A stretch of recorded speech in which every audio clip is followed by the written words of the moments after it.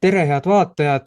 Käes on Eesti eest kuu uudised, sedapuhku siis mai 2025, et salvestus ongi just sobivalt mai lõpus, et hiljemalt juuni alguses, siis nüüd näetegi seda saadet. Täna on meil siis ka erikülaline seoses nüüd siis eelmise nädala algul vastu võetud pandeemia lepinguga. Tervitagem siis Pille Tšavedit. Tere! Saates, nagu eelminegi kord, on ka külas Tõnu Kalvet Tervist! ja loomulikult meie raudvara Maarjo Maripuu. Tervist kõigile! Mina olen siis saatejuht Mihkel Johannes Paimla. Nagu öeldud, siis esimene teema on pandeemia lepingust ja selle teema sissejuhatuseks vast nii palju, et selle samuse pandeemia lepingu vastu võttev laiendatud maailma riikide istung toimus eelmise nädala esmaspäevast ehk siis 19. maist kuni 27. maini. Mis muudab asja kurioosseks, et 19. mai hilisõhtul juba A-komitee kaudu sisuliselt konsensusega kiideti see pandeemia lepe heaks. Ja järgmisel päeval siis, kui oli üleüldine istung, kus pidavad seda heaks kiitma, siis ilma mingi hääletuseta oligi otsus selline, et võetakse põhimõtteliselt aluseks A-komitee otsus ja sellega sisuliselt ühtegi vastuhäält ka ei olnud, et 11 riiki jäi siin erapooletuks, aga 124 poolsid seda.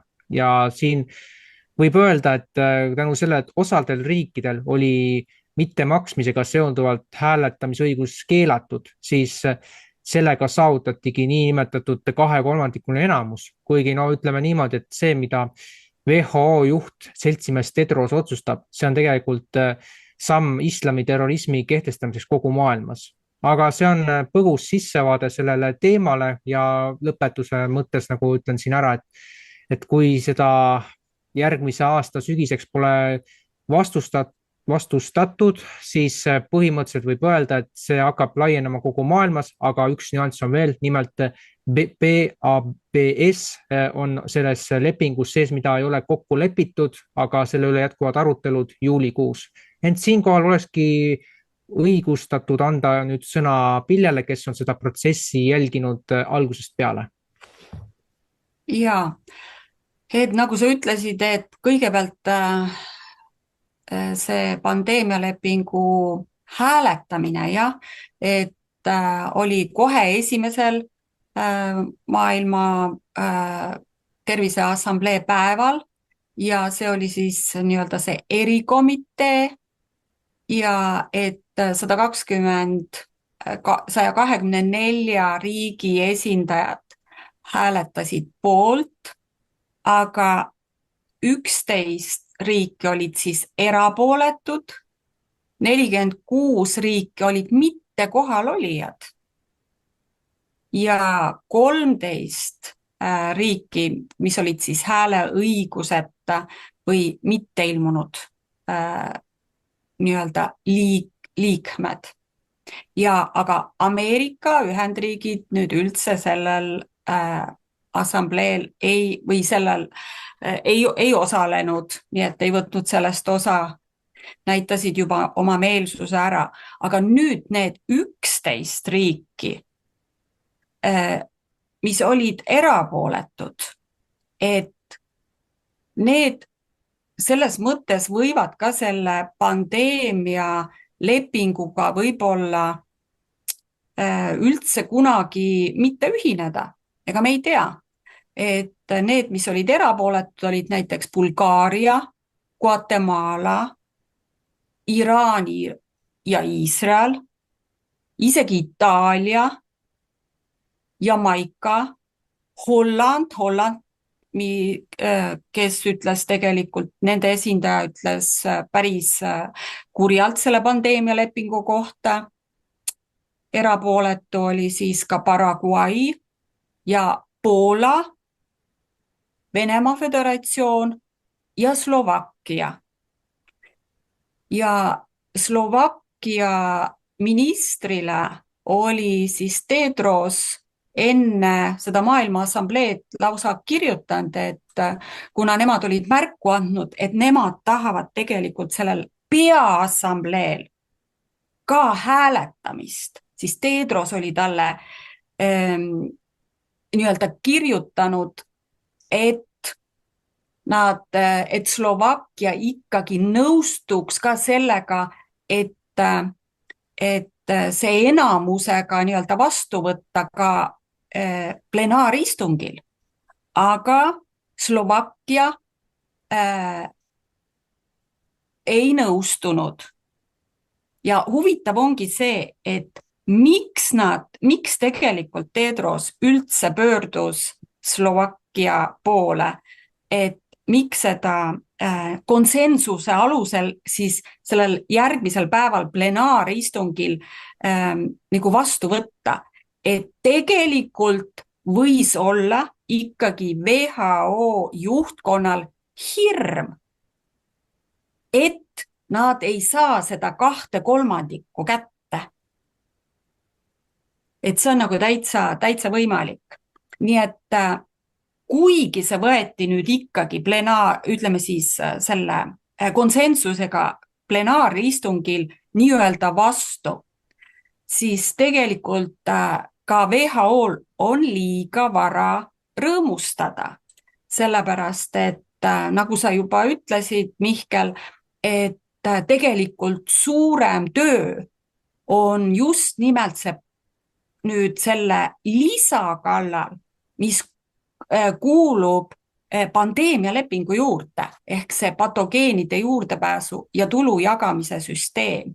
Ja alles aasta pärast, kui nad tõepoolest see töörühm, mis peaks koosnema siis paljude riikide esindajatest, kui nad saavad selle patogeenide juurdepääsu ja tulu jagamise süsteemi dokumendi valmis, tegelikult alles peale seda saaksid riigid seda kõigepealt allkirjastada, kõigepealt tuleks see siis veel Maailma Terviseassambleel uuesti see järgmine osa ka siis hääletada, nii nagu see aasta käis. Ja alles peale seda teise hääletuse vooru nii-öelda, et kui see aasta oli esimene hääletuse voor või see esimene nii-öelda osa sellest lepingust, pandeemialepingust hääletati, siis järgmine aasta tuleb siis alles see patogeenidele juurdepääsu ja kasu jagamise süsteemi hääletamine ja peale seda riigid saavad seda allkirjastada ja siis toimub alles riikides ratifitseerimine. Nii et see on nii-öelda väga erakorraline, et niimoodi ühte lepingut siis hääletada kahes osas. Et see on ikkagi täielik siukene erakorraline, et niimoodi kahes osas siis sellist rahvusvahelist lepingut hääletada.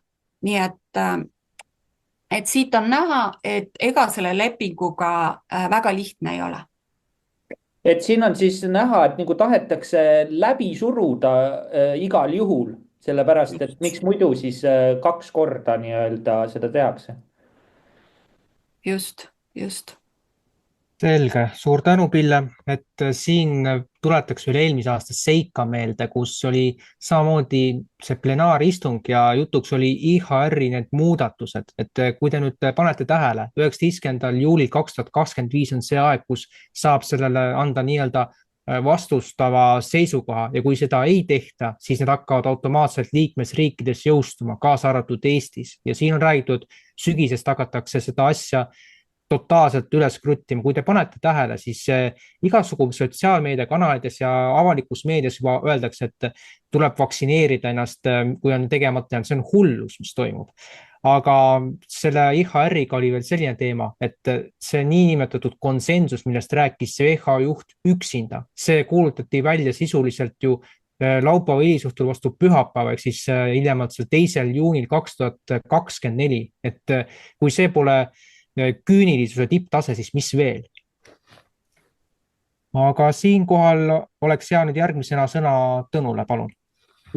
Ma olen Pillega täitsa nõus, et rahvusvahelisel terviseorganisatsioonil võis hirm nahas olla. Aga samas ma tahaks omalt poolt lisada, et isegi kui nad omast arust olid kavalad ja kavaldasid üle need teised, see ei mõjuta mitte midagi. Me ei ela enam koroonaviiruse aastal, me elame aastal, kus toimuvad väga suured muutused, osa juba ongi toimunud. Ja võib lihtsalt minule kõrvaltvaatajana jääb selline mulje, et oli saadud raha, oli tarvis ära kulutada ja siis oli tarvis nagu aruanne teha, sest nagu teame, USA astus sealt välja, USA oli põhirahastaja, siis minu andmetel erarahastajatest üks suuremaid oli Bill ja Melinda Gatesi fond. Aga pärast seda, kui Bill Gates eelmise aasta sügisel vahetas poolt, läks Bideni toetajate hulgast Trumpi toetajate hulka, siis on üsna selge, et ta ei hakka tegutsema praeguse USA valitsuse vastu, sest see on temale endale kahjulik, kui ta tegutseks vastu. Nii et, ja teine asi, ma ei näe hoobi, mille abil oleks Maailma Terviseorganisatsioonil võimalik sundida riike täitma seda lepet. Sest jah, lepe võib olla väga agressiivne, võib olla väga, ütleme, soliidne teatud mõttes, aga kui seda ei täideta, siis ta on lihtsalt tühi paber või tänapäeval arvutifail. Mina näiteks ei kujuta ette, kuidas suudetakse sundida Iisraeli või Ungarit seda lepet täitma või kas või Poolat, eks ole. Ja ma saan aru, et Balti riikide juhtkonnad, kes on sellised alandlikud, pugejalikud, lömitavad, eks nemad saavad võib-olla oma nutsu, eks ole, neil on see kasulik, hakkavad siin reklaami tegema, aga see asi ei lähe enam läbi. Niivõrd palju on ka Euroopas selliseid jõude, kes tegutsevad sellele vastu ja mõelge kas või sellist asja. Muide, see puudutab ka Eestit. Ka Eestisse ja mujal Euroopas on tulnud võrdlemisi palju Ukraina neid sõjapõgenikke. Ükskõik, kas nad on ehtsad põgenikud või mitte, nad on ukrainlased, neil on oma temperament. Ja nüüd mõelge, 2022. aasta veebruaris ja märtsis jagati Ukrainas tasuta laiali 10 000, võib-olla 100 000 käsirelvi. Ja osa nendest on Ukrainas, osa on läinud koos ukrainlastega mööda Euroopat laiali, sest kui nad tulid, ütleme Eestisse Läti kaudu, lõunapiirilt, keegi neid ei kontrollinud. Jah, kui nad tulid Venemaa kaudu, siis kontrolliti. Aga see tähendab, et nendel ukrainlastel on ilusti relvad olemas ja nüüd püüdke kujutleda olukorda, kus keegi Eesti politseinik läheb nendele mingit vaktsiini vägisi peale suruma, ütleb, et pane õlg alla. Siis selline politseinik saab kuuli lihtsalt.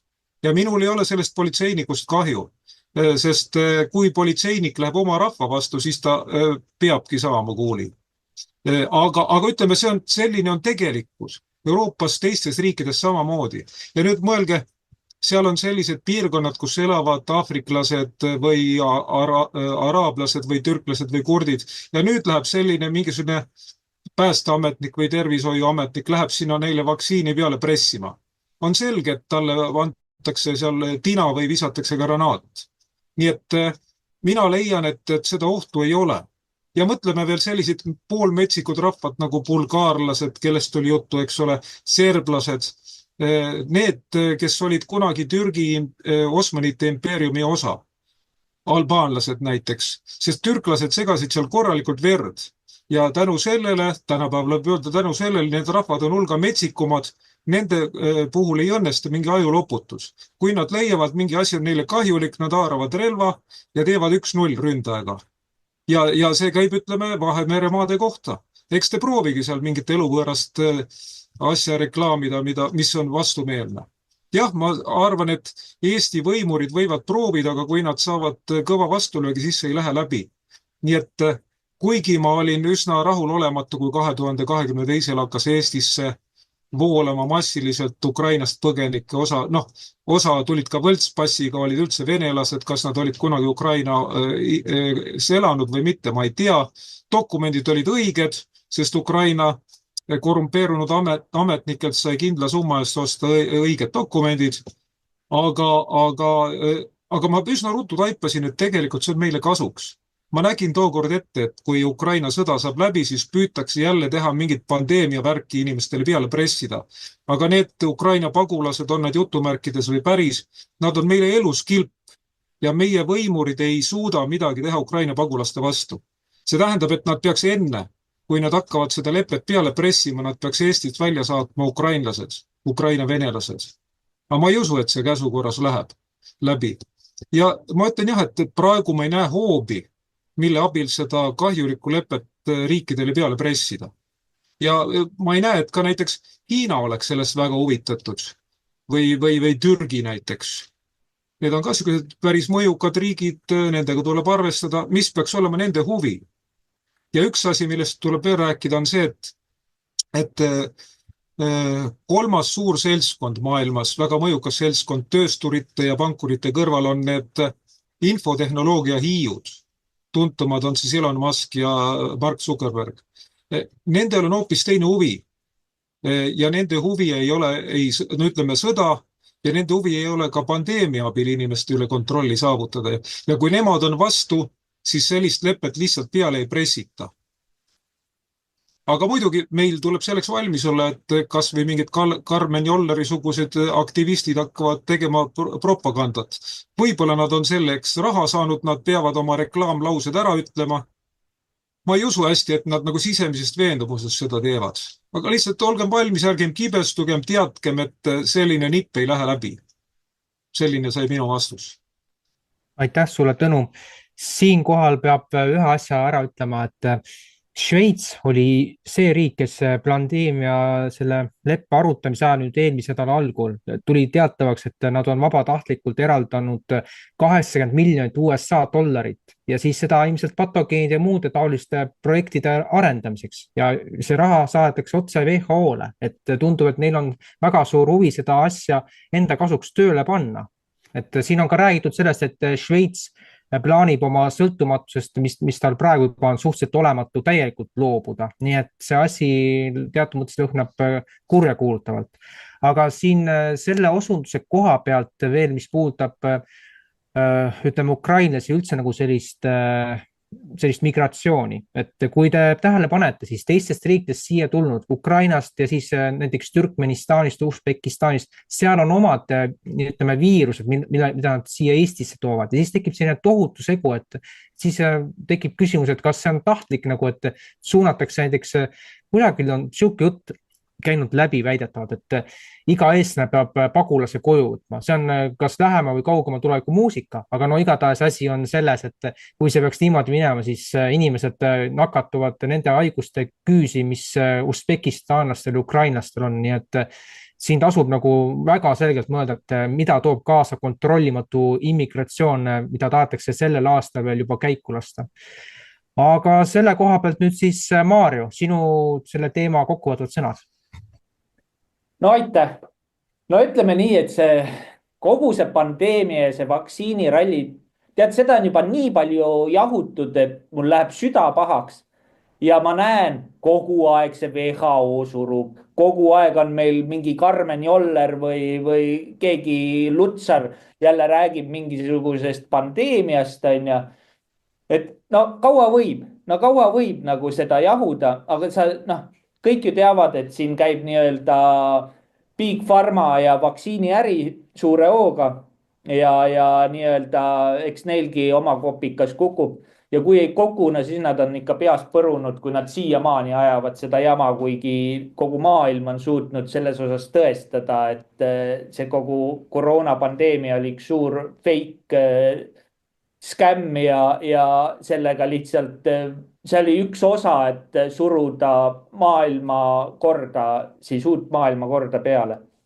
Aga selles osas võin nüüd infoks rääkida kuulajatele, et mina siis Maarja Maripuu liitusin Plaan B-ga, Andro Roosi erakonnaga, loodava erakonnaga, meil on vaja 500 liiget kokku saada. Ja Plaan B teeb kõike selleks, et mingisugust pandeemiat ega sundvaktsineerimist eestlastele peale ei tule, et see on 100% kindel, et kui meie saame võimule, siis see teema on pühitud laualt maas, ütleme niimoodi, ja Karmen Jolleri laseme lahti kindlalt. Aga selle koha pealt kõik, aitäh. Aitäh, Maarjo, selle huvitava nüanssi lisamise eest, et väga hea, et rahvas kuulis ka seda niimoodi ja selle teema lõpetuseks vast nii palju veel, et teades, et WHO on üks osa ÜRO-st, siis ÜRO-s on ju jutuks ka digitaalse identiteedi loomine ja kõike muud sellist, mida nii-öelda siis inimestele peale suruda. Ja üks asi, mida siin nii-öelda kõrval põikena tasub veel ära mainida, et kui ÜRO saab oma selle leppe osa ära jõusta, mis puudutab siin seda ütleme tehisintellekti rakendamist nii-öelda, siis selle kavatsuse järgi antakse täiendavad õigused nendele pedofiilidele, kes lastega teevad sellist virtuaalset hullust. Ehk siis sisuliselt ÜRO kui selline kuritegelik asutus legaliseerib lapsporno ja seda siis ütleme, et tehisintellektiga nad lihtsalt leiavadki võimaluse ennast nii-öelda ringkaitsta. Aga selle koha pealt siis see teema on lõpetatud. Järgmiseks nüüd räägib Saksamaast ja Rumeeniast. Kuigi siin Saksamaal veebruaris olid need valimised, mis parlamenti tõid nagu põhimõtteliselt vanad jõud, võib-olla koosseis oli muutunud, aga siiski need vanad klubud, kristlik-demokraadid ja sotsid said piisava enamuse kokku, siis tuli välja, et esimesel katsel BlackRocki tüüp nimega Friedrich Merz ei saanud piisavalt hääli kokku ja paradoksaalne oli see, et samal sellel istungil oli istumas endine kantsler Angela Merkel. Et Angela Merkel on ju olnud avatud migratsiooni poolde aastast 2015, aga see, et Merz sai teisel katsel alles valituks, see jätab Merzist teatud aspektis kui haavatava inimese muljet. Ta ei ole enam see, kes ta oli enne seda saatuslikku hääletuspäeva. Ja teine teema osa puudutab Rumeeniat, et kui siin 4. mail oli esimene voor, siis oli tugevad šansid Simeonil, kes on rahvuslik kandidaat ja seisis Trumpi idealistlike plaanide eest, aga teises voorus, pangem tähele, Sorose rahad ja ka Prantsusmaa aitsid kaasa sellele, et Danni nimeline president nüüd siis sai Rumeenias valituks, aga seda väidetavalt ka seoses sellega, et 1,7 miljonit valijat olid tegelikult juba surnud. Seega me ei tea, kui palju neist nii-öelda hääletas. Et see meenutab teatud mõttes paradoksi ka sellega, et Eestis on ju need e-valimised, et vanadekodust antakse tuhandeid hääli, aga me ei tea, kas need pensionärid tegelikult hääletasid selle kandidaadi poolt, keda siis väidetavalt sealt teele saadeti. Aga siit kohalt oleks hea anda nüüd sõna Tõnule. Ma võtaks esimesena ette äkki siiski Rumeenia, sest just hiljuti, see oli 24. mail 2025, juhtusin lugema Slovakkia ungarikeelsest portaalist Hiirek üht huvitavat uudist, kus tuli välja, et 2 päeva enne Rumeenia presidendivalimiste teist vooru oli käinud Rumeenias kohapeal Prantsuse luurejuht Nicolas Lerner. Ja millest ta oli rääkinud, seda täpselt ei teata siiamaani. Ja tol samal päeval 24. mail siis Georges Simeon koos oma erakonnaga tegi taotluse Rumeenia luurele ja välisluurele ja siis küsis, et äkki saaks uurida, et mida siis Prantsuse luurejuht seal rääkis ja kuidas ta äkki valimistulemusi mõjutas.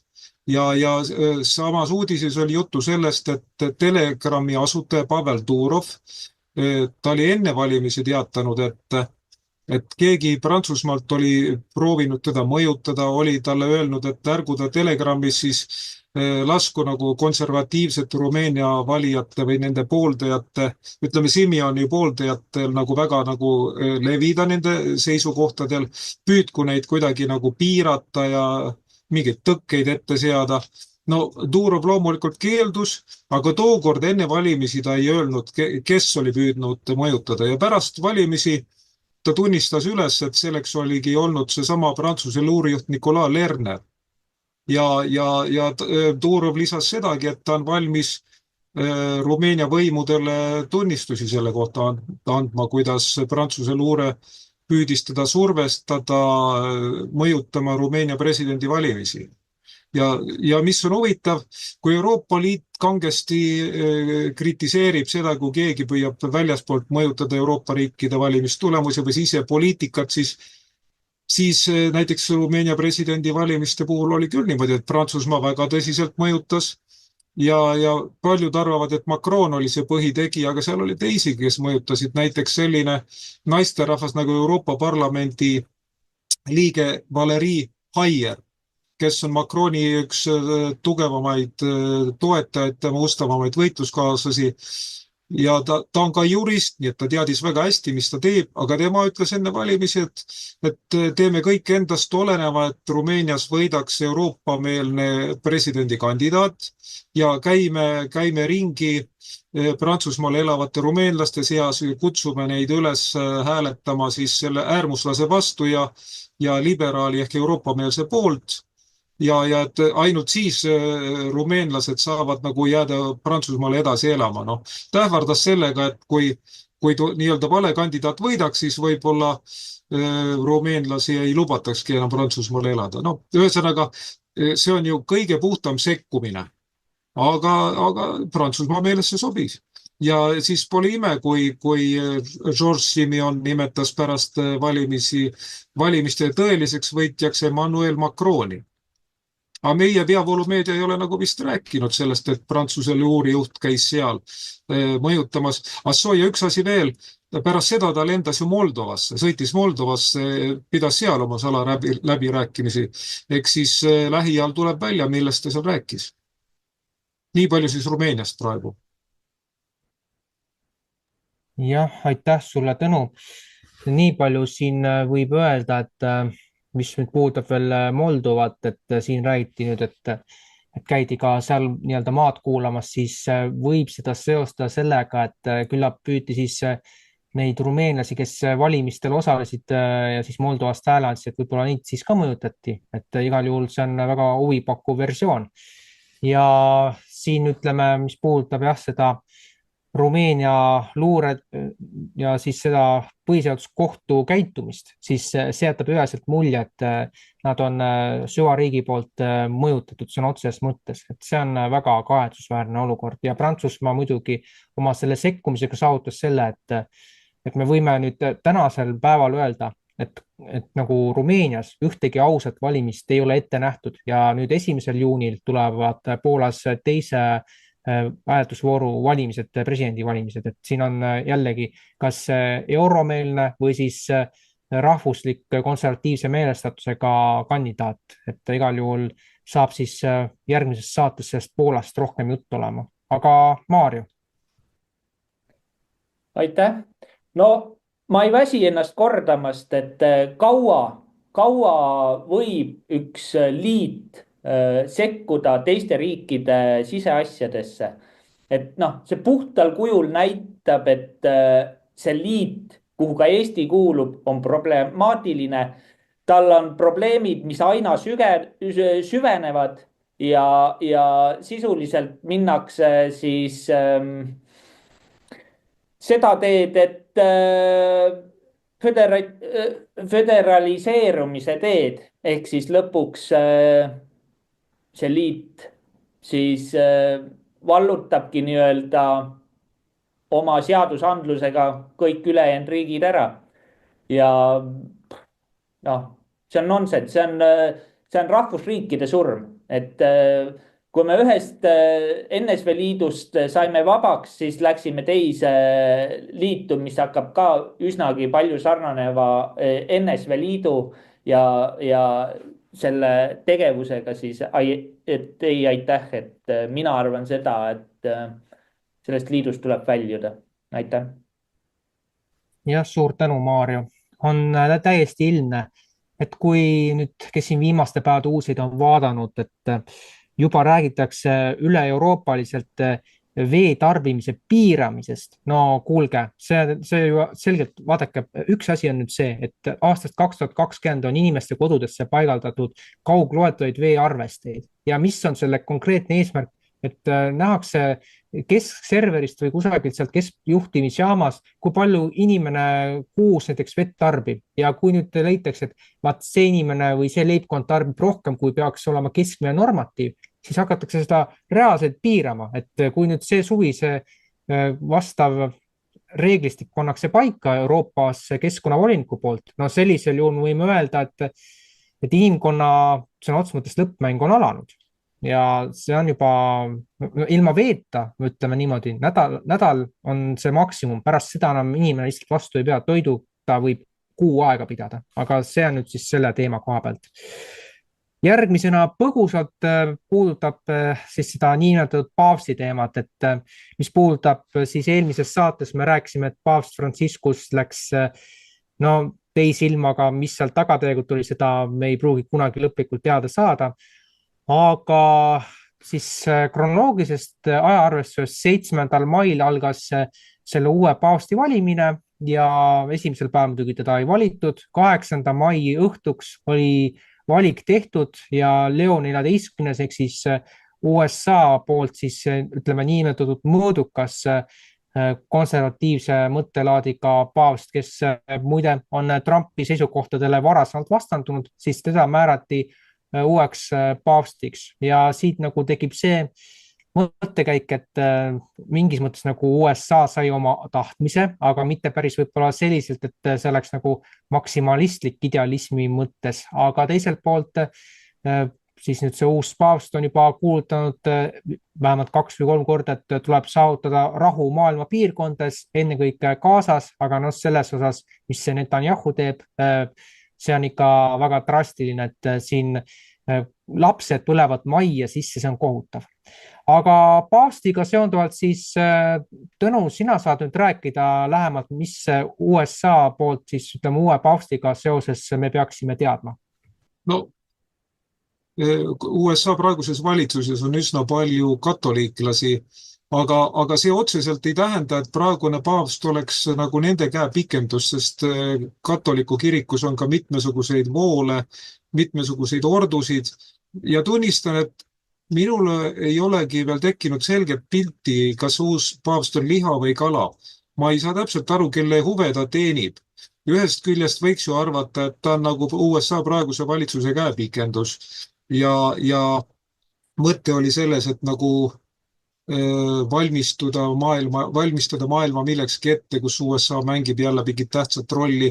No nii nagu 1978. aastal valiti paavstiks poolakas Karol Wojtyła ja 10 aastat hiljem või natukene rohkem juba Nõukogude Liit asus usinasti lagunema. No ja pärast tunnistati, et jah, selline paavst oligi mõeldud nagu tööriistaks, et lagundada sotsialismi leeri. Ühest küljest tundub, et ta võiks nagu USA praeguse valitsuse meelne olla, vähemalt kaudselt käepikendus, kuna ta ei olnud ju kõige tuntum USA katoliku vaimulik, kes valiti sinna, oli temast tuntumaid, aga samas ta esimesed avaldused on olnud kuidagi nagu sellised, millest ei saa sotti. Siis on räägitud tema kohta veel seda, et ta on asunud mingeid teatud eelmise paavsti säilikuid märkmeid hävitama. No muidugi tuleb neid andmeid kontrollida, aga tundub, et seal on tegemist siiski nagu Vatikani sisetüliga teatud mõttes. Seal on mingid oma mõjukad huvirühmad, igaüks tahab midagi saavutada ja siis ei ole kindel, kas see praegune kandidaat või kes võitis see praegune paavst Leo 14, kas ta on kompromisskandidaat või üks rühmitus surus oma tahte peale teistele ja kui surus, siis mis hinnaga, eks ole. Mina leian, et tuleks nüüd jälgida seda, mis ta räägib ja mis ta teeb. Sest kuigi eelmise paavsti kohta räägiti, et ta oli kahetsusväärselt liberaalne, pesi neegriti jalgu ja mis kõik, eks ole, ja vahepeal kaitses sisserännet Euroopasse. Aga tal oli siiski ka häid külg ja ütleme oma elu viimasel poolel aastal ta tegutses sisuliselt nagu meie huvides, meie poolel. Aga sellepärast nagu teda püütigi kõrvale tõrjuda ja on ka selliseid seletusi, et ta lihtsalt eemaldati ja tema surm lavastati. Tal muidugi tervis oli läbi, aga samas ta hakkas oma avaldustega juba segama Vatikani teatud konservatiivsemaid ringkondi. Ja see ei ole otseselt enam päris poliitiline teema, see on usundi teema, kui eelmine paavst lubas avalikustada teatud apokriivad. Ehk siis need on pühakirja need osad, mis ei ole ametlikult võrdsustatud teiste nende osadega. Nad on samast ajast pärit samadelt tegelastelt, keda on kirjeldatud ülejäänud pühakirja osades, aga neid ei tunnistatud omal ajal. Ja kui sealt tuleb välja midagi rabavat inimkonna kohta, inimkonna päritolu kohta, siis see võib ju paljude inimeste maailmapildi uppi lüüa ja siis konservatiivsed ringkonnad kirikus tahavadki seda ära hoida. Ja ühest küljest see on nagu usu küsimus, teisest küljest ta on nagu ka maailmapoliitika küsimus, sellepärast et katoliku kirik on maailma ikkagi üks võimsamaid usuorganisatsioone üldse. Nii et minu meelest kõige tarukam oleks, kui me nüüd jälgiksime mängu väga tähelepanelikult, võrdleksime andmeid, analüüsiks neid ja võib-olla äkki sügise poole on asi selgem. Jah, suur tänu sulle, Tõnu. Ja eks siin olegi, et praegused ajastud ongi nagu üsna kiiresti muutuvad, et iga päev, iga tund toob midagi uut juurde. Aga Maarjo, sinupoolne kommentaar. Ja aitäh. No nüüd ongi hästi oluline, millise seisukoha võtab siis uus paavst praeguse Ukraina sõja puhul, siis samamoodi, mis seal Iisraelis ja Gazas toimub. Et jah, see on hästi oluline. Praegu erilisi kindlaid märke siin suuna ja positsiooni võtmises ei ole. Nii palju kui peavoolumeedia on näidanud, et nad ikkagi, ütleme, see paavst toetab Zelenskit, aga me teame meie Eesti peavoolu, et mismoodi nad oma suunda seal mudivad Stratcomiga, et eks seda näitab aeg, jah, aitäh. Ja aitäh, eks olegi niimoodi, et see, mis peavoolust tuleb, see on nii üheülbaliselt kaldu, et seda lugedes tekib küll selline küsimus, et milleks kogu see nonsense seal selles libameedias, aga eks me siin jälgime ka neid arenguid jooksvalt. Jätkame nüüd siis tariifide teemal, et see tariifide teema võib-olla oleks mõneti kolmandajärguline, kui nüüd nendel päevadel poleks aset leidnud USA kohtutes vastavaid otsuseid, kuid sellest mõne hetke pärast. Kõigepealt Hiina ja USA vahel endiselt läbirääkimised käivad, et mingisuguseid kokkuleppeid veel ei ole, kuid eelmisel reedel, ehk siis nüüd 23. mail ähvardas Trump Euroopa Liidule kehtestada 50% tollimaksu, aga kõigest 2-3 päeva hiljem teatas ta, et annab siiski veel läbirääkimisteks aega 9.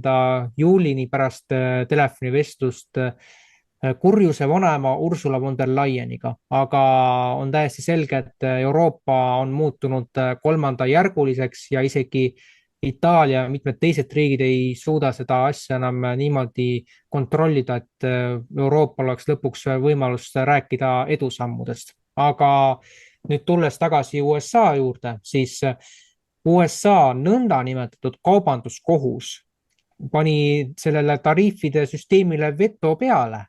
Ent nagu me nüüdseks teame, siis neljapäeva õhtul vastu reedet meie järgi siis apellatsioonikohus andis Trumpi administratsioonile omakorda nõusoleku, et see asi peab kehtima jääma. Ja nüüd jõuab see asi ilmselt ülemkohtusse, et mis otsus tuleb, seda siis lahkab tõenäoliselt järgmises saates. Aga mida arvata, kas selle tollitariifide selles virvarris, mis praegu käib suuresti Hiina ja nüüd ka Euroopa Liidu vahel, kas see on nagu märk sellest, et selle USA käigud on mitmeti nagu mõõdetavad selles tähenduses, et lõpuks suruda need riigid nagu nii-öelda sellest tugevama positsioonist välja? Tõnu?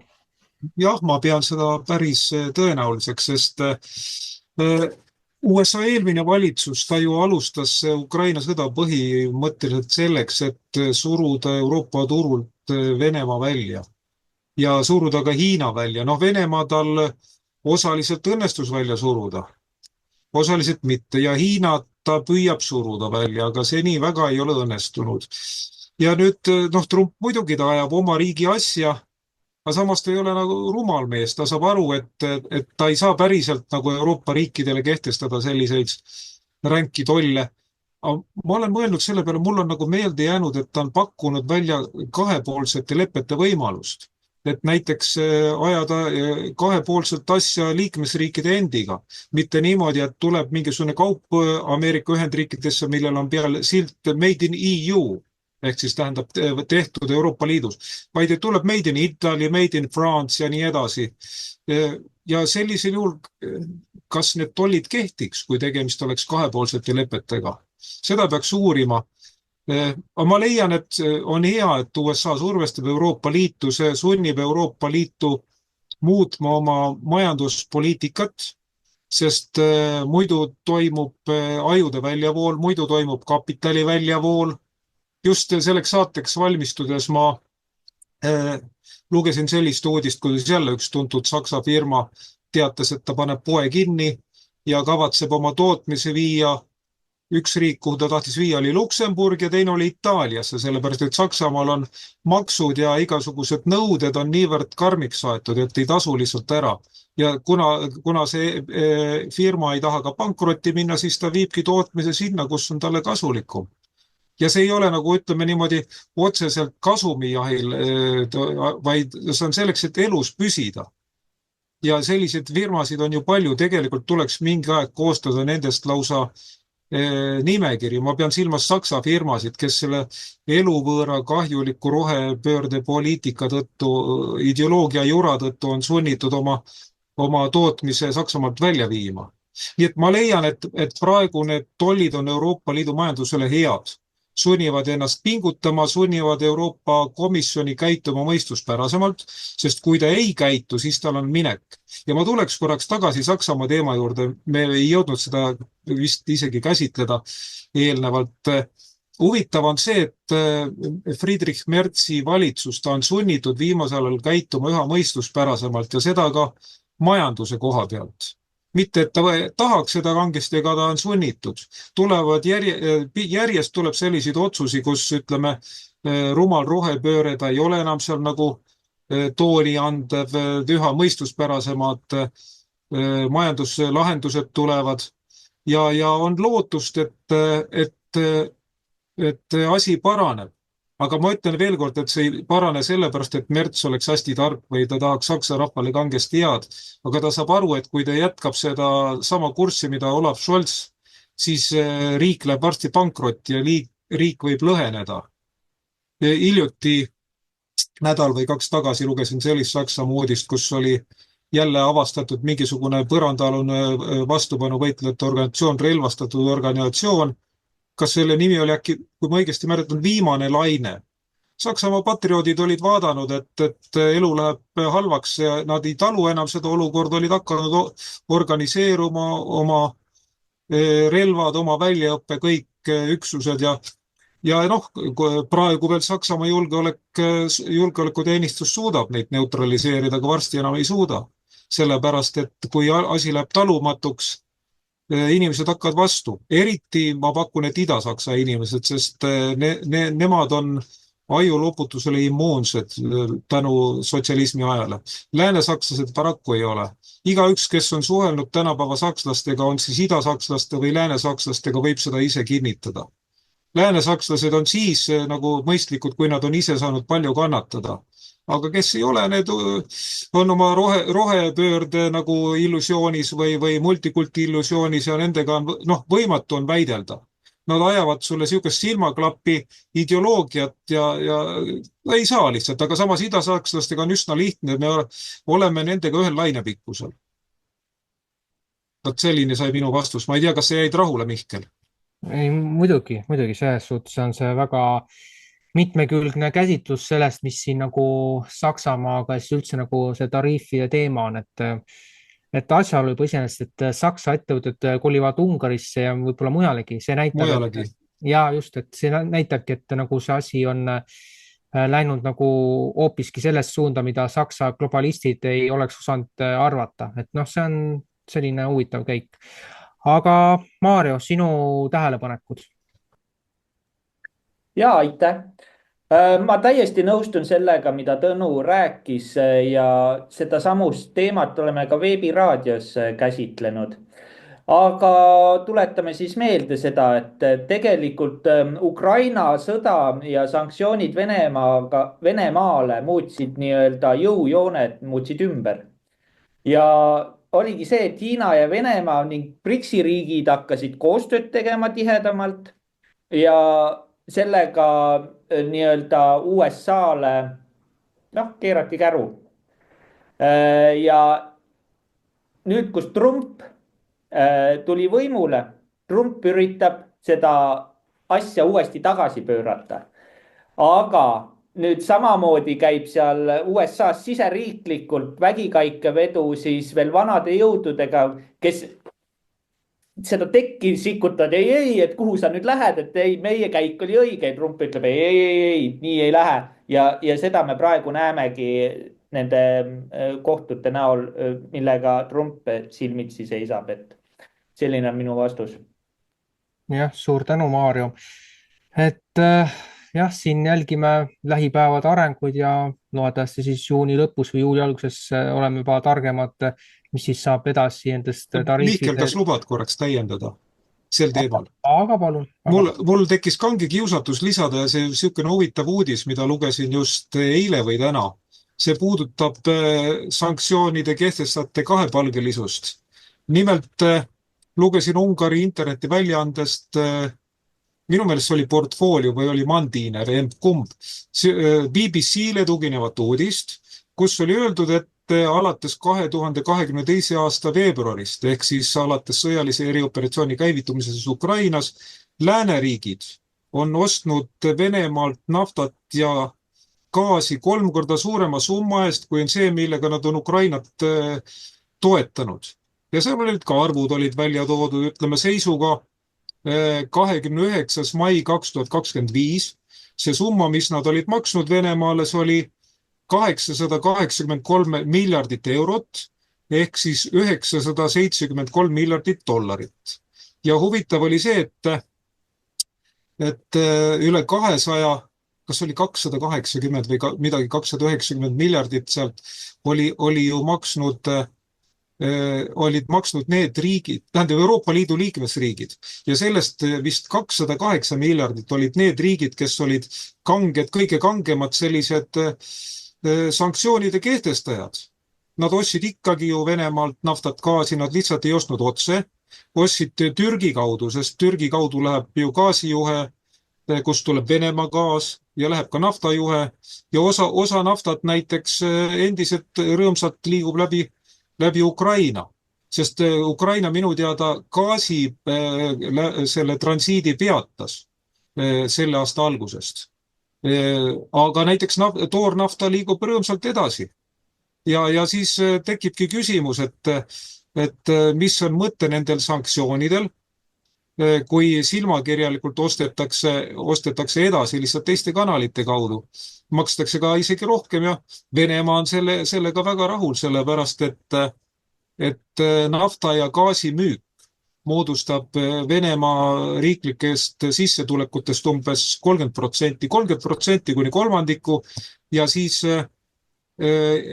väljaveost ta moodustab 60%. Nii et palun väga, need suured sanktsioonide propageerijad, kehtestajad ju ise tegelikult toetavad Venemaad ainuüksi naftat ja gaasi ostes 3 korda rohkem, kui nad on Ukrainale raha andnud. Ja tekib küsimus, et kui tõsiusklikud Ukraina toetajad arvavad tõsimeeli, et Venemaale sanktsioone kehtestades nõrgestame Venemaad, tugevdame Ukrainat, kas nad ka pärast seda uudist arvavad täpselt sama? Ja esmapilgul tundub, et kuna selle avaldas Ungari ajakirjandus, Ungari on venemeelne, ta on kallutatud, ei saa usaldada, eks ole. Oletame hetkeks, et see on nii, kuigi see ei ole, aga oletame, et on. Aga ungarlased ei mõelnud seda uudist ise välja, vaid nad tuginesid BBC-le. See on kõige autoriteetsem Briti uudiste firma üldse. ja siis tekib küsimus, et kas ka BBC on muutunud venemeelseks. Vaat selle küsimuse jätta nüüd õhku rippuma. Ma tahaks veel lisada, sa tuletasid mulle Tõnu väga hea asja meelde, mis täna hommikul tuli suureks uudiseks. Et ma loen ühe eestieest.com'i siis niisuguse kõmulise uudise ette, mis uudis.netis väga pikalt ei saanud olla, see kisti sealt lihtsalt kiirelt maha, et hädaoht, Tiiu Ritari, Vene-Iisraeli ärimees hakkab Väimelas tootma mineraalvett 25 korda suuremas koguses kui Värska Originaal AS. Ehk siis Venemaalt tulevad ärimehed ja teevad siis suurt äri Eestis meie loodusvaradega. Ja mis teeb nagu eriti ohtlikuks selle, et me ei jää lihtsalt veest ilma, vaid see samune siis projekt gaasitab ka Väimelas elavaid elanikke, ehk siis sealt tuleb see vesiniksulfiid ehk siis niisugune gaas mädamuna aisuga ja mis on ülimürgine ja inimestel on juba tervisehädad seal tekkinud. Ja see läheb siis kuni 500 meetri sügavusele tahetakse puurida seda. Ehk siis kui see nagu õnnestub ja esiteks see puurimine seal, kui läbi viiakse, puuritakse läbi ju erinevad põhjavee tasemed. Need ka aetakse kõik seal segamini selle sulfiidiga, mis seal maapõues peitub, mis on mürgine. Noh, see on täielik karauul, mis seal toimub. Ja praegu ma ei saa aru, seal tegelikult tuleks terve see Väimela tuleks tegelikult evakueerida elanikest. Sest see on ülimalt ohtlik. Aga meil võimud keegi, mitte midagi ei toimu. Tiiu Ritaril olid sümptomid, tal iiveldas ja helistas kiirabisse ja siis öeldi, et kui hullemaks läheb, et siis kutsu kiirabi välja, et siis tuleme või viime ära või mis asi see on? No see ei ületa uudise künnist, näed. No jah, just ei seal, ega ennem ei hakka uudise künnist ületama, kui Väimelas mingid laibad taga on, et siis vaatame. Ja. Aga siis on nagu hilja, siis on meil põhjaveid asjad on kõik segamini keeratud. Ja mis nimel siis on? Oota, aga kas selle ärimehe vastu siis mingit sanktsioone ei ole või? No just täpselt, minul tekib ka küsimus, kui meil siin räägime kogu aeg mingi Vene vastastest sanktsioonidest ja siis tuleb järsku keegi Venemaalt, Vene-Iisraeli ärimees siis äri ajama ja meie oma loodusvaradega. Ja kus on siis kõik need looduskaitse siis uurijad, kes ennem seda projekti peaksid nagu selgeks tegema, et kas seda üldse saab teha ja kas see ohtlik ei ole? Ja meie põllumeestel on keelatud osta endale näiteks Valgevene väetist või Venemaa väetist. See pidi ju olema agressorriigi väetis, ei sobi meie põllule, eks ole. No just täpselt. No, see on topeltstandardid, see on täpselt see Jupiteri ärja teemana. Aga selge, minu poolt kõik. Ja väga hea, et nii Tõnu kui Maarjo tõid välja siin need tähendavad asjad, kõigepealt see sanktsioonide ja siis üldse kogu see fossiilkütuste ostmine, et see nagu sobitub sellesse väga hästi kokku ja Maarjo poolt välja toodud see, et Vene-Iisraeli päritolu oligarh tegeleb sellise hävitustööga Eesti pinnal, siis nüüd ma toon siia ühe nüansi ka juurde, siit esitan väga retoorilise küsimuse kõikidele ametnikele, kes väidavad, et meil on demokraatlikult valitud Riigikogu ja Riigikogu poolt demokraatlikult määratud valitsus, et kui te nüüd olete selle ära kuulanud, siis mõelge uuesti, keda te teenite, kas okupante või keda iganes, aga nüüd jõuame asja juurde. Maksu- ja Tolliamet on 6 aja jooksul 144 väärteomenetlust algatanud ja seejuures korjanud inimestelt 26 000 euro ulatuses trahve kokku sellepärast, et on tahetud üle 120 000 euro Venemaale inimestele ära anda. See näitab, et meil on see asi ka nagu Kört-Pärtli särk ja mina tahan nüüd siinkohal öelda, et üks asi on see, et inimestelt hakatakse mingite abstraktsete automaksu nõuetega inimestelt raha välja pommima. See on nagu niimoodi, et meie oleme need ülemused siin Maksu- ja Tolliametis, et me tahame, et te lihtinimesed pakuksite katust meile ja kui te selle katuse pakkumisega ei nõustu, siis me paneme teilt kontod kinni ja sisuliselt sunnime teid täielikku kaosesse, kui sedasi niimoodi väljenduda. Ja mina nüüd tahan teile seltsimäed öelda, et kui te ei saa sellest aru, et vaba tahte seadus kehtib meil ühiskonnas endiselt, siis te ühel päeval, kui on digieuro kasutusele võetud, siis te ise saagite omal jalga sisse, et see asi ei lõpe kellelegi meist hästi. Jätke see endale meelde. Niimoodi. Ja selle koha pealt siis ütleme, et meil nagu praegu toimubki totaalne moraali alla käik, et ühelt poolt nõuame, et sanktsioonid, aga kui olete miljarditega sees selles süsteemis, siis selliseid inimesi meil süsteemi ei puutu. Aga nüüd siis põhimõtteliselt viimase teema juurde, aga ma usun, et siin viimase teema juures tuleb ka lisateema, et sellest kindlasti räägib Tõnu. Aga kõigepealt räägime siis selle teema lahti. Niinimetatud libakoalitsioonileppe, ehk siis kõik need punktid, mis täiendavalt eelmisel laupäeval vastu võeti. Ja milles siis punktid käsitlevad, et ma toon mõned neist välja. Reformierakond ja siis Laib 200 kuulutasid välja, et meie toetame digieuro kasutusele võtmist. Ma toon kõigepealt selle asjaolu siia sisse. Kui digieuro sügisel 2025 lähebki käiku, siis te võite kindlad olla, et alates sellest hetkest sularaha muutub sisuliselt väärtusetuks paberiks, mida te olete kunagi kasutanud ja ostnud sellega, aga teie see rahaline väärtus on sellest hetkest muutumas iga hetkega kaduv väikeseks ja millele ma tuginen. Vaadake, mis toimus Nigeerias umbes 2 aastat tagasi, et seal samamoodi võeti digiraha kasutusele ja mis sellele järgnes? Seal järgnesid rahutused, lõhuti automaate, et kas me nüüd tahame siis näotuvastuse siis selle digieuroga jõuda selleni välja, et inimesed peavad hakkama nii-öelda sunnismaisuse korras suitsiidi tegema, et need, kes meie üle praegu otsustavad, nad on satanistliku kurjuse esindajad. Ja nüüd järgmine punkt, mis nüüd puudutab veel omakorda teatud mõttes ka tervishoidu. Nimelt on välja kuulutatud, et 3. kvartalis 2026 peab valmis olema seadusandlus, et siis nakkushaiguste ennetamise tõrje eesmärgil põhimõtteliselt leevendada teatud reegleid, aga samas võtta eeskuju sellest, mida COVID ajal tehti ja mida oleks võinud paremini teha. Ja seal on muide ka see klausel sees, et lihtsustada laste vaktsineerimiskorda, ehk siis see vaadake, saatan peitub detailides ja kui me jõuame selleni välja, siis sisuliselt meil on praegu ju doktor Mengele ametis, kelle eesmärk ongi vaktsiini propagandat peale suruda ja see juba sügisel võtab täiemahulise mõõdu välja. Ja veel mõned asjad. Koolidega seonduvalt. Esimene negatiivne punkt. Hakatakse riigikaitseõpetuse raames droone nagu lastele peale suruma, et kõik, kes kooli lähevad, siis tuleb drooniõppe ka sisse ja mis on eesmärgid? Esimene eesmärk, lastele teha ajupesu selles suunas, et siis lapsed saaksid teada, et Venemaale tuleb droonid suunata ja nad hävitada.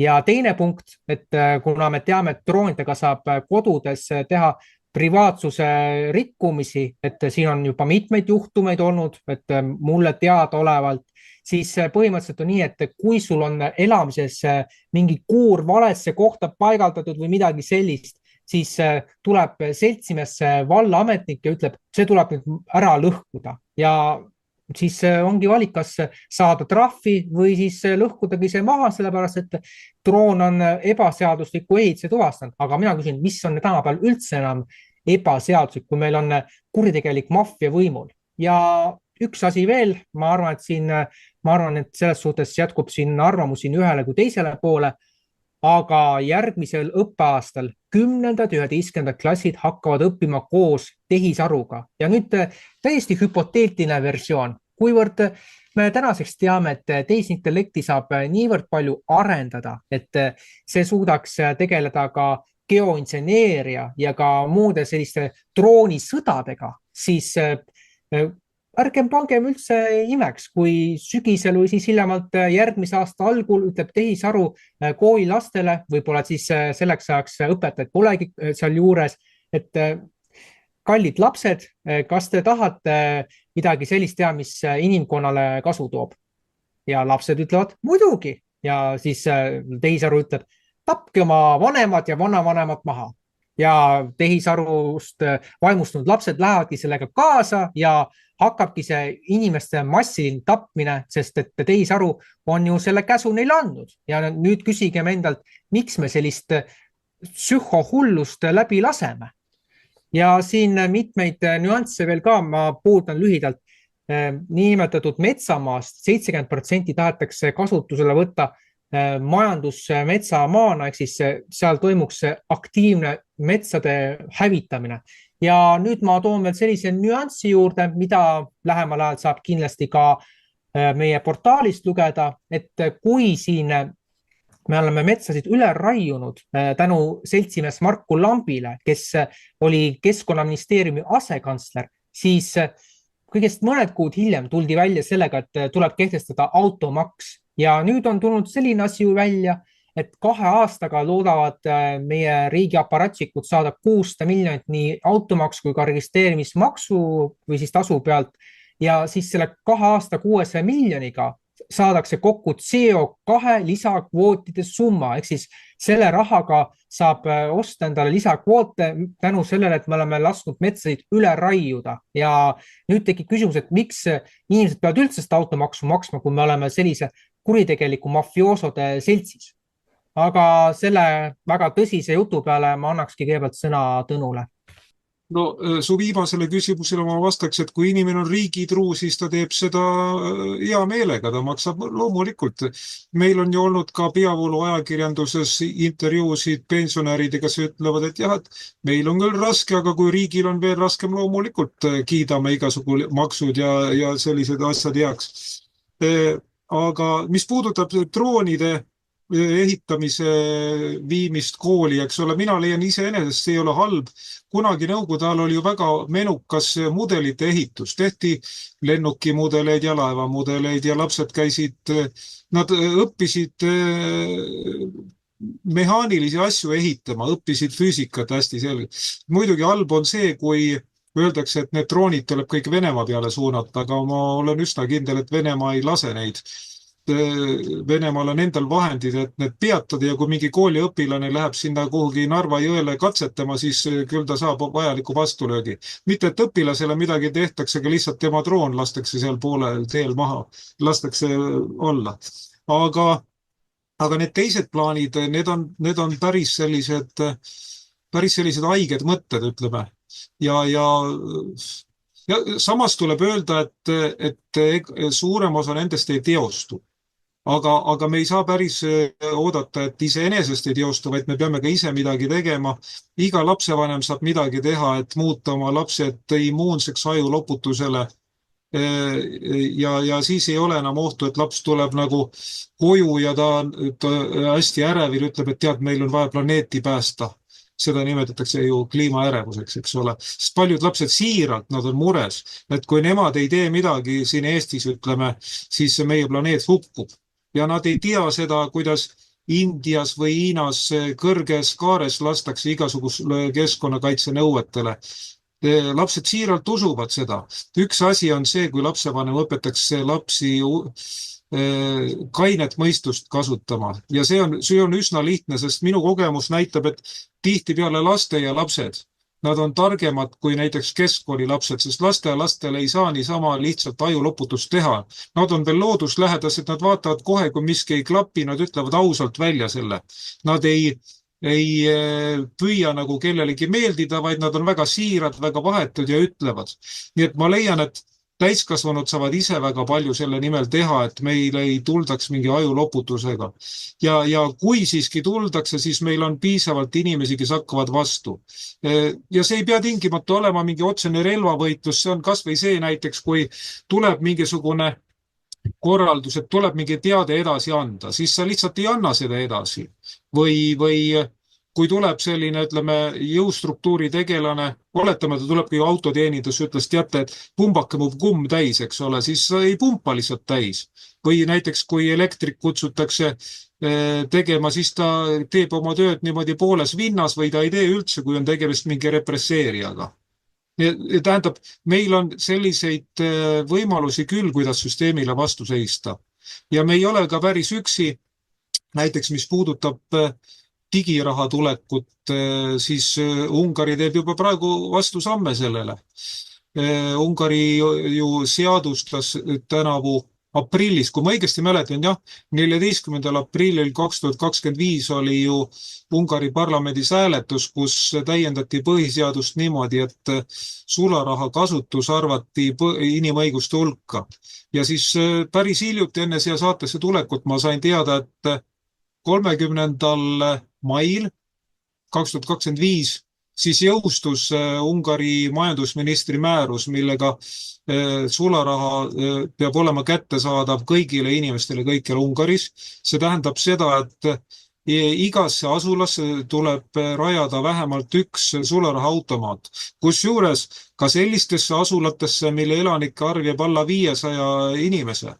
No kõigepealt tuleb muidugi nendesse, kus on vähemalt 1000 inimest, selle aasta lõpuni peab see olema tehtud. Siis järgmine aasta sellistesse asulatesse, kus on elanike 500 kuni 1000 ja siis 2027. aastal väiksematesse asulatesse, tähendab sinna, kus on alla 500.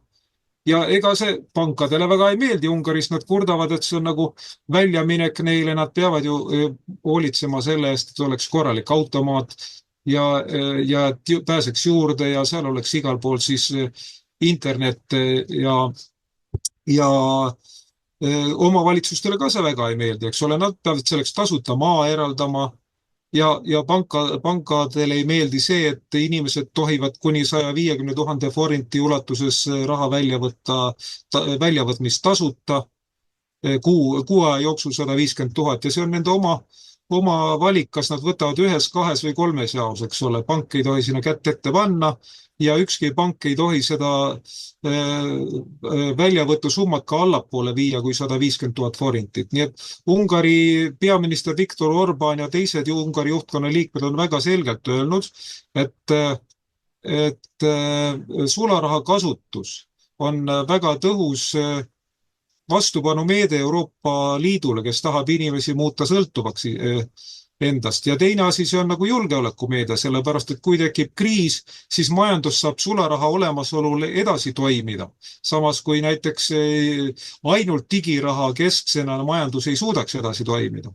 Ja siis Ungari ajakirjandus tõi välja ka Prantsuse justiitsministri hiljutise jabura avalduse, kus ta ütles, et 2027. aasta Prantsusmaa presidendivalimistel tuleks korraldada ühtlasi rahvahääletus ja panna hääletusele see, et äkki üldse sularahast loobuda. Ja ta põhjendas seda niimoodi, et see on siis tõhus võitlusvõimalus narkoäri vastu, kuna igal aastal miljardid eurot narkoäris ringlevad ja põhiliselt väikestes sularaha kopüürides, eks ole. Aga siis sellele tuli selline kõva vastuseis, et natukene hiljem ta juba teatas, et ei, et ta siiski mõtles ümber, ta ei taha nagu seda ettepanekut ametlikult välja käia. Ja see ei olnud suvaline justiitsminister, vaid ta oli endine siseminister ja tähendab, ta peaks nagu asja tundma. Aga ei, ta käis selle mõtte välja. Ja mis on huvitav, just enne saatesse tulekut ma lugesin lühidalt sihukest uudist, kus minu meelest Hollandi minister ütles, et valmistuge kriisiks ja igaühel olgu kodus kriisivaruna, tähendab sularaha nii palju, et ta suudaks nagu 3 kuud vastu pidada. Aga mõelge nüüd, kui ühest küljest on mõeldud, et hirmutame Euroopa inimesi sellega, et Venemaa tuleb kohe-kohe vallutama, ja ütleme, et selleks, et paremini kriisiolukorras vastu pidada, siis varuge sularaha. Ja teisest küljest ütleme, et teate, et lähme üle digirahale, meil ei ole sularaha üldse vaja. See meenutab mulle seda, kuidas osa propagandaaparaadist ütleb, et Venemaa on hästi nõrk, ta laguneb kohe, seal tuleb varsti ülestõus, Putin kukutatakse, sõjavägi laguneb, eks ole, demoraliseerub ja teine ütleb, et Venemaa on hästi võimas, ta tuleb meid vallutama ja ähvardab meid. Ja neid kahte nimetame narratiivideks, ehk siis muinasjuttudeks, seda kahte muinasjuttu vaheldumisi inimestele pakutakse. Ja nüüd sama asi tundub selle sularahaga, et ühest küljest öeldakse, et läheme digirahale üle, teisest küljest öeldakse varuge koju sularaha, siis peate paremini vastu, kui Venemaa peaks meid ründama. Vaat nii. jah, aitäh, Tõnu. Ja mis puudutab seda digiraha teemat veel nii-öelda laiemalt, siis on juba sellist asja räägitud välja, et kui see digiraha jõustub, siis inimestel saab olema ainult üks konto ja seda läbi keskpanga. Ja nüüd siin hästi toodi välja, et 2027 pidavat toimuma rahvahääletus ja siin on see narratiiv, et umbes 2 aastat on digiraha nii-öelda vabatahtlik, aga 2027 hakatakse juba suunama sellesse suunda, et kõik oleks käinud digiraha peal väljas. Ja siin aktuaalselt on jutuks ka see digitaalse identiteedi loomiseks, kõik liigub näotuvastuse peale. Nii et see asi lõhnab selle järgi, et Euroopast on saadud juhised ja Eesti mitte legitiimne seltskond nüüd täidab neid sellise täpse sammuga nii-öelda. Aga Maarjo. Aitäh.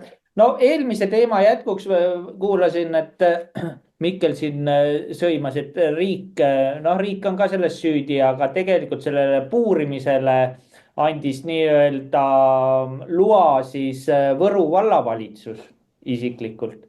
Et siin tuleks nii-öelda vallavalitsusele otsa vaadata, et oi, et mis te nagu teete, ja see puurimine on veel üsna lähedal, seal on kool, nii et üsna lähedal ka koolile. Aga kui nüüd tulla selle digitaliseerimise juurde ja digiraha juurde, siis jah, seda tehakse, piiratakse inimestel ka sularaha väljavõtmist. Minu meelest kas Soomes on isegi see piirmäär, et üle 3000 ei tohi inimesed välja võtta. See ongi siis selle vastu, et inimesed ei omaks enam siis nii-öelda sularaha. Et kõik käiks siis nii-öelda läbi pangakaardi, kõik maksed ja asjad ja see on digitaalne vangla. Ja selles suunas me lähme ja Ungari seisab sellele vastu. Tänu sellele ta ka niisugused lükked on teinud, et inimesed ikkagi saaks võtta sularaha ja omaksid sularaha ja et pangad ei oleks niisugused orjanduslikud institutsioonid. Et jah, nii ta on. Aitäh. Aitäh, Maarjo. Kindlasti siin ütleme, on väheseid riike, kes veel mõtlevad mitte ainult selle peale, et kuidas oleks mõistlik pugeda Euroopa Komisjonile, vaid mõtlevad ka rahva heaolu peale, et seda kindlasti. Aga Baltikumi suhtes, kui me nüüd vaatame lihtsalt veel seda lisanüanssi, mis siin täna, ehk siis nüüd 30. mail välja toodi, et Eesti on valmis vajaduse korral ka Läti Rail Balticu osa ise kinni maksma meie arvelt. See on midagi erakordselt banaalset. Aga kas nüüd saate lõpetuseks keegi soovib veel nii-öelda lõpusõna siin rahvale öelda, et kui keegi soovib, siis andke aga tulla. Kas lubad? Tõnu, palun. Mulle meenub, ma käisin ju 20. mail 2025 Kuku klubis, kus oli kohtumine Mart Helmega. Ja seal oli juttu sellest, mis tingimustel toimub eliidivahetus. Sest Mart on väga laia silmaringiga inimene, orienteerub hästi nii geopoliitikas, välispoliitikas kui ka muudes valdkondades. Ja tema samuti on täiesti kindel, et toimub eliidivahetus. Ja mis tingimustel? Ta ütles, et praegu on asi selle taga, et USA saadik, kes tuleb Eestisse, ta ilmselt jõuab alles sügisel. Praegu on seal nagu mingisugused protseduurid, bürokraatlikud protseduurid, mis tuleb läbida ja üks põhjus on see, et praegune USA valitsus võtab maha kõik asjatundmatud saadikud, kes olid pandud oma ametisse eelmise valitsuse ajal, Bideni valitsuse ajal. Ja see võtab kõik aega, sest neid saadikuid on niivõrd palju. USA-l on ju oma saadik või diplomaatiline esindaja ju maailmas peaaegu igas riigis, eks ole, Eestis selle hulgas. Aga siis Mart Helme ütles seda, et kui see suursaadik, USA suursaadik uus jõuab Eestisse, siis hakkab juhtuma. Ja see puudutab ka siinset eliiti. ja ma olen Mardiga selles küsimuses täiesti nõus. Ma olen ise mõelnud juba sellest ajast peale, kui Donald Trump sai joosti presidendiks ja hakati see USA-s seda vana süsteemi rappima.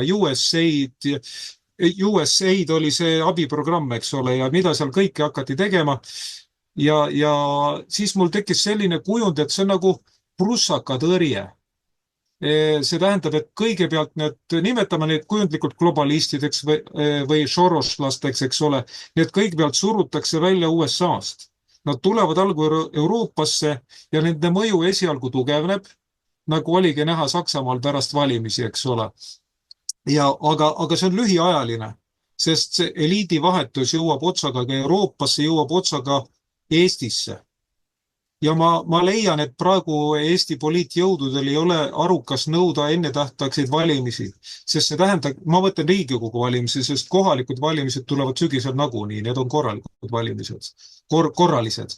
Aga meil ei ole mõtet mõelda või nõuda ennetähtaegseid Riigikogu valimisi, sest see tähendaks, et vana eliit, ta saab õiguse jääda pukki veel 4 aastaks. Need samad kahjurid, kes on praeguseks, ütleme, 2 aastat ehk siis pool oma ametiaega ära istunud, nad võib-olla jäävad veel pukki, vähemalt Reform kindlasti. Eesti 200 see läheb nagu kõige lihateed, eks ole, aga Reform võib jääda pukki. Võimalik, et ta leiab mõned koalitsioonipartnerid, kes ootamatult leiavad temaga ühisosa ja siis ta jätkab. Nii et meil ei ole mõtet nõuda ennetähtaegseid valimisi praegu.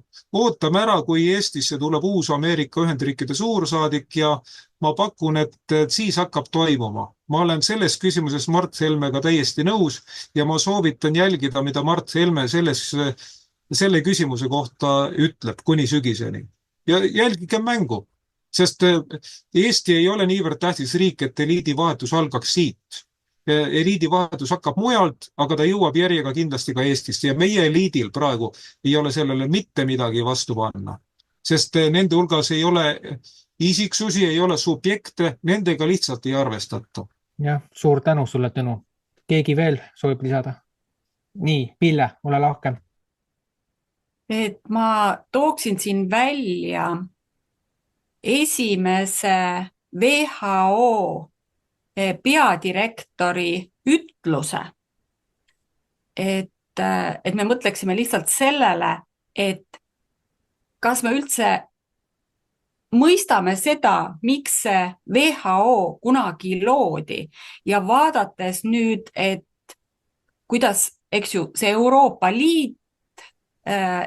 Liitu juhitakse, kuidas meie riigid kõik sellest mõjutatud on, et ma lihtsalt toon välja siis Brock Chisholmi ütluse, kes siis kohe juhtiski kohe WHO loomise algusest peale 1948 ja ta ütles niimoodi. Maailma valitsemise saavutamiseks on vaja inimeste peast eemaldada nende individualism, ustavus peretraditsioonidele, samuti eemaldada rahvuspatriotism ja religioossed dogmad. Ehk siis kõik, mis tegelikult selle inimese siukse moraalse baasi loovad. Ja see on nüüd, ja ta oli ise psühhiaater ja ta teadis, kuidas üldse inimeste psüühikat õõnestada, kuidas perekonda õõnestada, eks ju, ja kuidas rahvusi õõnestada ja kuidas inimeste usku õõnestada. Nii et praegult me olemegi nagu kõikidest nendest suurtest valitsustest, siis täpselt samamoodi, kas oli Euroopa Liit, on see ÜRO, on see WHO, mis iganes need nõukogud meid kõike juhivad, see ongi, mida me tegelikult igapäevaselt näeme ja millele siis ka meie enda praegused riigivalitsejad alluvad, eks ju? Tänan, Pille. Ja Maarjo, siis sina saad viimasena sõna. Ja, selles suhtes aitäh kõigile, et te kuulasite, aitäh külalistele. aga Tõnule tahaks ma lisaks öelda, et mitte Mart Helme, vaid tuleb liituda plaan B-ga, see toome uued muutused. jah, aitäh, Maarja. Ja selline siis saigi meil maikuu uudistesaade, et eesti.com ja estoniafirst.comis ikka jätkuvalt uudised ja saate ka meie tegevust toetada. Aitäh kõigile, kes seda teevad ja on teinud. Ja nagu siis öeldud, järgmine kuu, kas siis kuu lõpus või siis hiljemalt järgmise kuu, ehk siis juuli alguses juba uus salvestus, mida siis saate ka näha. Aga seniks kõike kaunist ja kõike edukalt teile edaspidisekski. Nägemist! Jõudu võiduks! Nägemist!